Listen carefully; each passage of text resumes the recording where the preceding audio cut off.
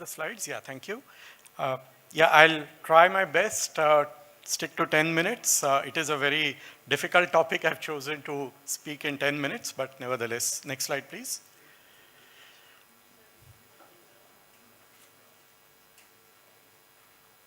I can change from here? Okay. Great. Okay, so just a little bit about RICO. We are, many people in the chemical industry would know us as powder handling experts, but we have many solutions like grinding, pneumatic conveying, clean air solutions, and we've been around for more than 45 years. We're also intending to get into AI and machine learning for manufacturing in a big way, and that is my responsibility at RICO. We'll also be looking at robotics, palletizing, depalletizing solutions in the time to come. So, given the theme of this topic being sustainability, I just thought that sustainability is often looked at as being really about energy conservation, and that is a big area, of course, or even environmental impact, right? But looking at things in a slightly broader perspective, I'd just like to say that there are other areas that productivity is not considered directly as being sustainability, but if you have higher productivity, that means for the same, say, kilowatt hours or the same capacity of your machine, you're actually having a lower footprint, even from the CapEx perspective. So that is definitely an area of importance to look at when you see how you can optimize your process. Even things like the safety aspects, right? So having a process which is inherently safer, even areas like noise, vibration handling, and so on, in which control automation, machine learning plays a big role, can also impact sustainability. So looking at this from multiple perspectives, we see that there are 2 or 3 approaches.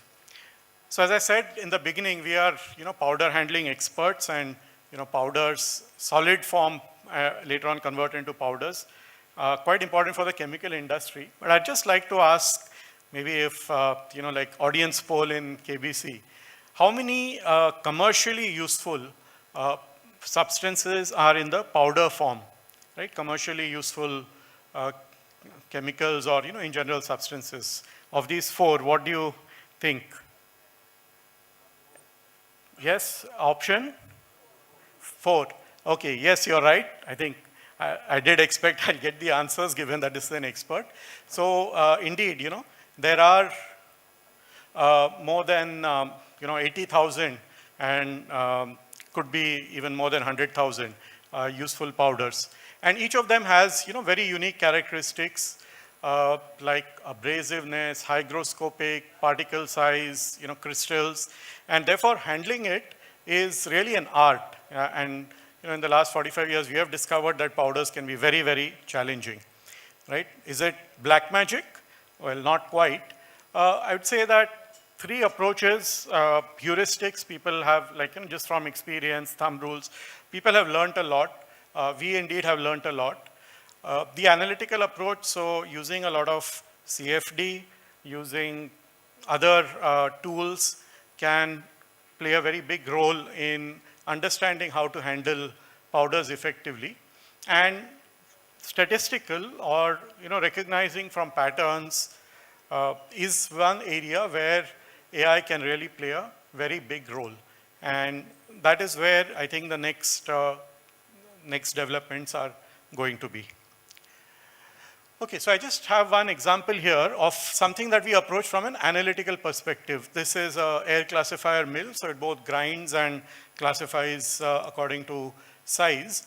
And what we were able to do is, with using CFD modeling of the vortices and so on, this one for a 30 HP ACM, we were able to reduce the energy consumption by over 15% from our earlier models.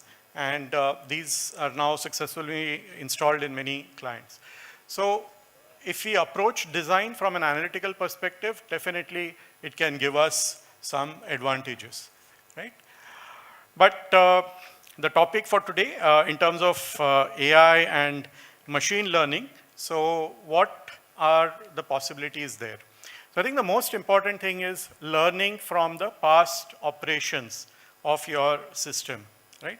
And the learning can be multifold. So the learning could be in terms of optimization of the process, making sure that you're able to see what were the best operating parameters of your plant. And there's huge amount of data that is typically available in the past operations itself of any process industry, right? And there are times where you would see that you get peak performance, but you're not sure what is it that could be extracted from that to repeat that. And there are times where you do not get that peak performance, so what is it that has to be removed? And of course, we learn by analyzing root causes and so on, but AI gives you a different way of analyzing just by finding the patterns in the data. Okay, so it could be predictive alerts for even things like quality or reliability. In power plants, in large power plants, they've been able to exploit machine learning to find future errors and future downtime and take corrective action so you can actually avert that downtime, right? And finally, I'll just say this, that you cannot talk about AI these days without talking about generative AI or ChatGPT. I think everyone has experimented a little bit with ChatGPT in the last few months. So we have found that, especially again, going back to say the design tools, including AutoCAD 3D or the CFD tools and so on, they are now offering powerful facilities of integration with ChatGPT or any other generative AI, which can help us to actually reduce the design cycle itself. So even a very proficient engineer, if they were to take just say about a day or so for modifying a design, making changes, there's a standard template, we find that we are now able to, at least for those cases where we have experimented, reduce it by almost 75–80%. So with the use of ChatGPT, you can reduce your design cycles by up to 75–80%, right? And that is also something to watch. Of course, you have to do it very carefully because sometimes it makes errors, and I think that will improve over time, but it's a tremendous productivity tool. Okay, what are the challenges? Now, we see a lot of great possibilities.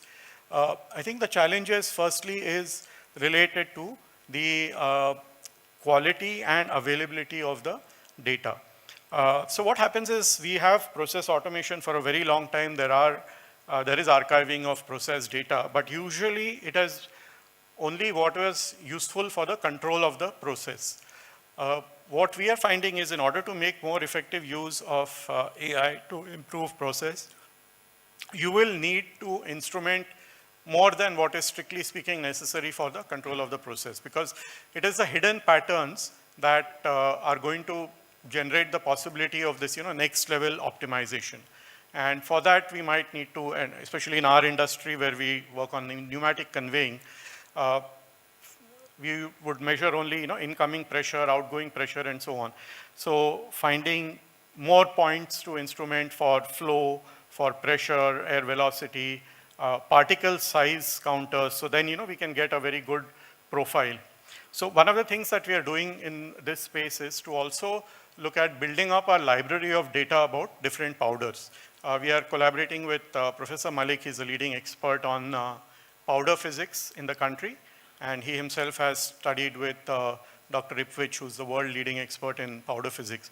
So building up a powder physics database together with AI, we think will go a big way in making the next optimizations in areas like conveying and grinding also, and so on.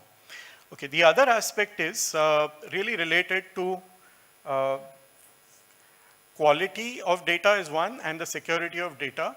Now, especially in, again, the process industry, a lot of the data is very sensitive, so clients would be very hesitant to, say, put the data into ChatGPT, right? Because maybe it can leak out to your competitors and so on. So we'll have to evolve a model where the analytical engines the machine learning engines are all embedded and very tightly controlled within the IT infrastructure of the company itself. Or if they are to be on the cloud, then now encrypted databases are emerging where everything in the cloud is totally encrypted and it gets decrypted and analyzed only inside your premises. So these are some of the areas which will come up. I think in conclusion, I'll say that there's a lot that's happening in this space of AI in process manufacturing optimization. It's still more promising than actual outcomes, but it cannot be ignored. In a few years, we will definitely see this as a major disruptor. And finally, I'd say that we have to look at combining all of the approaches. So heuristic approaches have given a lot of benefit. People have learned through their experience, the analytical approach and AI. Merging them together will help in getting to the next level of sustainability in manufacturing. Thank you.